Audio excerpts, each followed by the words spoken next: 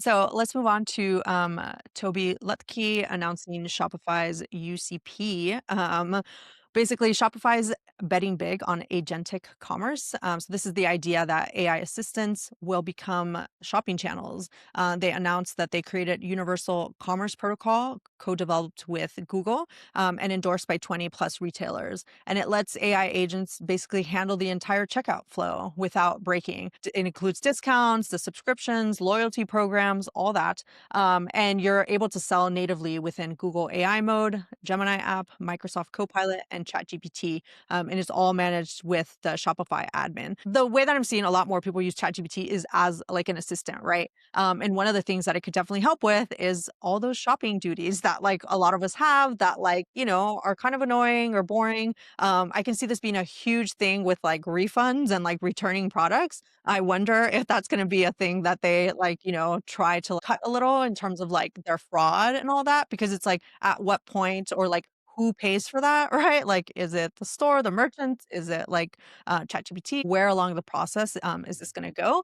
But basically, Shopify is positioning itself as the infrastructure layer for AI commerce before anybody else can kind of lock it down. And what I want to call out here is that Toby was all over Twitter explaining UCP himself. We've seen Lulu Chang Meservy talk about going direct, where it's like they're not delegating it to comms or like the company profile. It's the CEO like out there kind of explaining everything and breaking it down and making it easy for people to understand. And then when people comment, he's down there like commenting back to people, right? It's an implicit message of him saying, this matters enough that I'm personally endorsing it and like, putting it out there instead of, leaving it to, product people.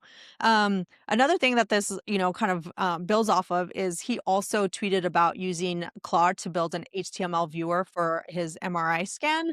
And I thought it was another like way of him kind of showing that like he's deep into AI. He knows how important it is. He knows that like this is the future and he's betting the company, his company on that. But I mentioned this because Yuri actually pointed out to me and said, yeah, oh, did you see, the MRI tweet? And I hadn't at the time.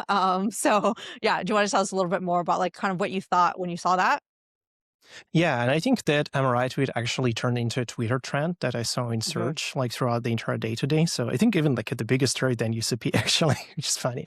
But Toby has such unique personality out there. It's like, first of all, I think it kind of proves that like especially with the new Twitter algorithm, I think personalities matter way more than corporate accounts.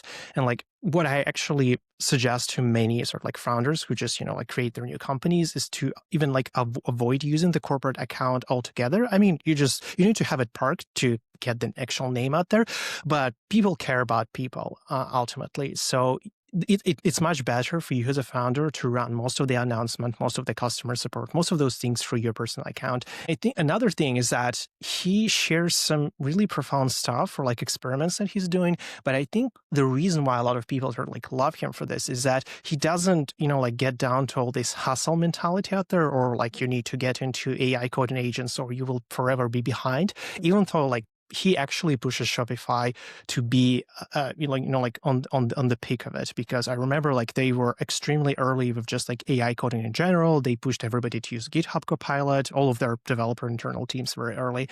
And he really, to most people out there, he really seems like a normal dude.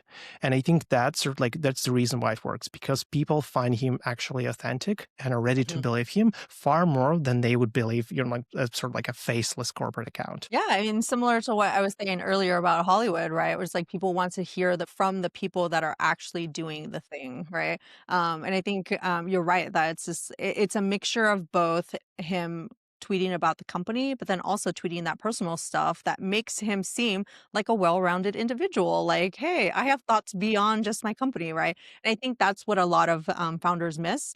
I've been seeing this a lot more recently, right? Like Gen Z is so interested in who's actually making the product. Certainly for like, smaller companies and tech companies, like people want to know who those individuals are and then make a choice on whether they like the company based on whether they like who's building it, which is is, a wild frontier out there for like those of us who have like realized that, where it's like, oh, we now have to change the way that we market ourselves by trying to put the founder, front and center, and then like really talking about their story and like what matters to them. Um, Okay, so a few lessons here.